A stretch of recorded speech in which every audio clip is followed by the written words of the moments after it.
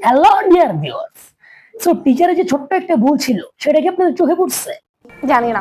এবং টিচারে কেন কোনো ডায়ালগ নাই সবকিছু রিভিল করবো আজকের এই ভিডিওতে, এবং আমার কাছে কেমন লাগছে টিচারটা পার্সোনালি সেটাও বলবো। সো চলুন ভিডিও শুরু করা যাক। টিচারের ভুলটা নিয়ে যদি কথা বলি তাহলে কিন্তু শুরুতেই কথা বলতে হয়।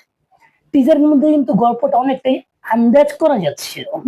অনেকে যদিও বলতেছিল যে ভাইয়া গল্পটা বুঝতেই পারলাম না, ভাইয়া এটা সেটা, কিন্তু আমি কিন্তু গল্পটা বুঝে ফেলছি।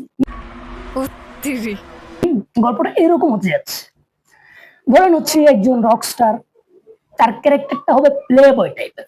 আমরা কিন্তু ব্যাকগ্রাউন্ডে শুনতে পাই এরকম একটা গান, নো ওয়ান্স লাভ মি, একটা মেইলি কণ্ঠ। বুঝলেন কি? এরকমটা হতেই পারে, হবেই বলতেছি না, হতেই পারে। ধরেন হচ্ছে গিয়ে নায়িকা, তিনটা নায়িকা, আমি যেটা দিয়ে সবচেয়ে বেশি সারপ্রাইজ হয়েছি, নায়িকা থাকে তিনটা। আমি জানতাম দুইটা নায়িকা, একজন হচ্ছে গিয়ে আমাদের প্রযোজক, আর একজন হচ্ছে গিয়ে আমাদের সাবিলা। তবে আমাদের সুনিধি ওনাকে আসলে একদম সারপ্রাইজ করে দিল ওনাকে এনে, সেই ব্যাপারটা আমার কাছে ভালো লাগছে। এবং হচ্ছে গিয়ে তো সে একজন রকস্টার, তার প্রেমে তো মানে সবাই পড়বে, এটাই স্বাভাবিক। এবং গ্লোবাল রকস্টার, শুধু বাংলাদেশের মধ্যে এরকমটা না, পুরো গ্লোবালি সে হচ্ছে একজন রকস্টার। তো তার প্রেমে হয়তো সাবিলা একজন খুদে ভক্ত হিসেবে তার প্রেমে পড়বে, দেন হচ্ছে সে কল্পনার রাজ্যে হারিয়ে যাবে আমাদের রকস্টারকে নিয়ে। আর বাকি যে দুইটা নায়িকা আছে, ওই দুইটা নায়িকা হয়তো একটা পার্ট হতে পারে। শাকিব খানের সাথে একটা পার্ট হবে। শাকিব খান একজন রকস্টার, ওই হিসেবে হচ্ছে গিয়ে কাজের ক্ষেত্রে তাদের সাথে পরিচয় হবে, রিলেশন হবে।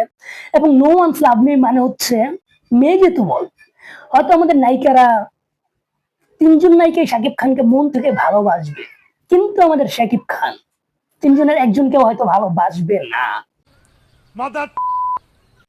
মানে আমি আগের ভিডিওতে যেটা বলছিলাম আর কি, টিজার ওয়ান এর রিভিউ ভিডিওতে, যে হয়তো একটু প্লে বয় টাইপের হতে পারে আমাদের শাকিব খান। সো টিজার টুটা দেখেও কিন্তু আমার কাছে এরকমটাই মনে হচ্ছে। সো এটা কিন্তু তাদের একটা বড় ভুল হতে পারে। আর যে ভুলগুলো ছিল তার মধ্যে আরো একটা ভুল হচ্ছে গিয়ে অন্য কিছুই দেখায় না টিজারের মধ্যে, জাস্ট হচ্ছে গিয়ে ব্যাকগ্রাউন্ডে একটা গান, আর হচ্ছে গিয়ে এইটা সেইটা নায়িকার সাথে ডলাডলি, যে বাংলা ভাষায় বলি আর কি, এটাই ছিল। এর বেশি আর কিছু কিন্তু পাইনি আমরা রকস্টারের টিজার টুতে। প্রচন্ড মাথা ব্যথা করছে। এই সিনেমাটাই হচ্ছে গিয়ে ধরেন আমাদের গান নিয়ে, বাট এখন পর্যন্ত একটা গান তারা রিলিজ দিতে পারেনি।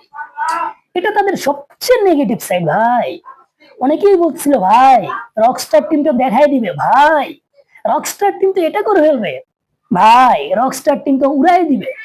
এমনকি আমি নিজেও বলতেছিলাম যে রকস্টার টিম হয়তো প্রমোশনের জন্য বেস্ট একটা টিম হতে যাচ্ছে আমাদের শাকিব খানের ক্যারিয়ারে, কিন্তু সেটা তারা শেষ পর্যন্ত কন্টিনিউ করতে পারে নাই।